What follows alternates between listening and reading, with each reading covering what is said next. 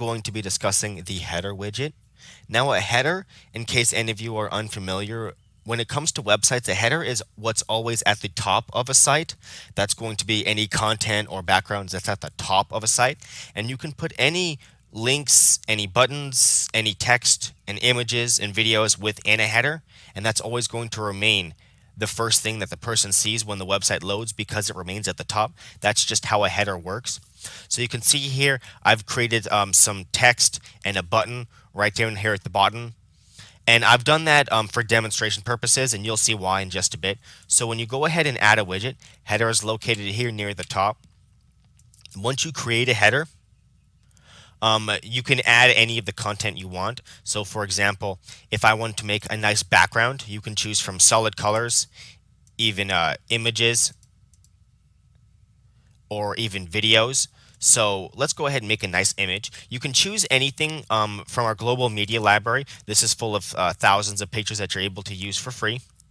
Or you can upload from your own computer. You can drag and drop or browse to the file. Make sure to click upload if you're uploading it from your own computer. And once you upload and save that, you'll notice it has now created a nice bamboo border on the top here, and then followed by our text and button. You can put different text within this. So for example, if you wanted to do a title and a subtitle, let's go ahead and make this white just so that it matches the background a little bit better. And you can even adjust the different size and fonts right over here, and whether it's left, center, or right. You can add images and videos as well. Now this is different from the images and videos up here because this is just for the background. So if we go ahead and save this, we can add an image if we want. So there's our title and subtitle. If you want to add an image, let's go ahead and add something from our global media library. And it'll automatically create that image for you, and that's relative to the text. You can adjust that right over here, so whether it's above the text, below the text, or to the left or right on a desktop. And if you add more than one image, it'll automatically create an image slider. So for example, if we went ahead and created a second image, you can see that it automatically made the slider. It's going to slide between two images.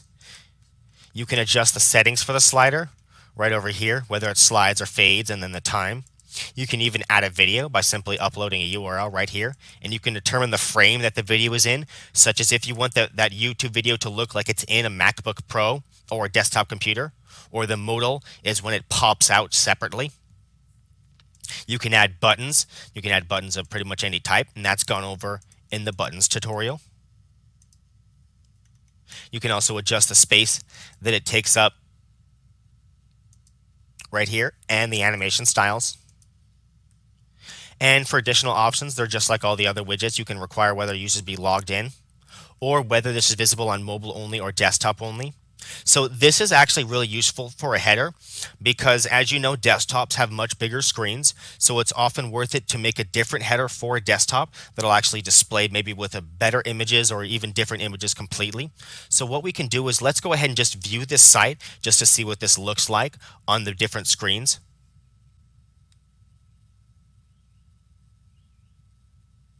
So you can see on the larger screen, that bamboo actually is a bigger picture, so you can see more of that picture right here. Whereas on the smaller screen, it's a smaller picture. You can see less of it.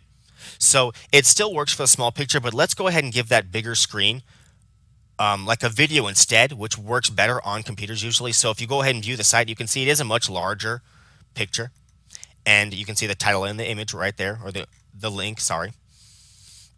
So if we go ahead and switch this to mobile only, and save this. Now let's go ahead and create a new header for the desktop only.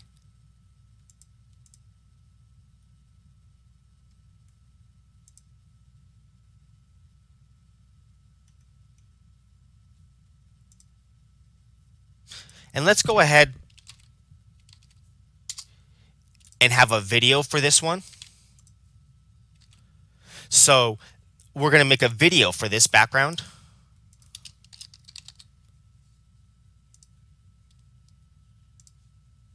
And then we have to make sure to switch this to desktop only. So now you see, once we've saved this, nothing's changed on our small screen here because this is only the cell phone. But if we go to our actual main site and refresh this, you can see it now has that nice bamboo video background, and that's actually a really nice background. You can do a lot with that if you know what you're doing, because it actually flows pretty smoothly. And what I was talking about earlier when it comes to headers always being at the top, let's go ahead and go back to our main page here, and you can see normally when you arrange things in here, it actually rearranges the location when it comes to the content block right here with the text, and then the button is below that. If I went ahead and rearrange the button above the content block, you will now see the header is still always at the top, but now the button is above that. And no matter where you move that header to, it's always going to be at the top because that's what a header does. That's the nature of the header. So always keep that in mind. This is often going to be one of the first widgets you want to create because that's often the first thing that they see when the page loads. So that is how the header works.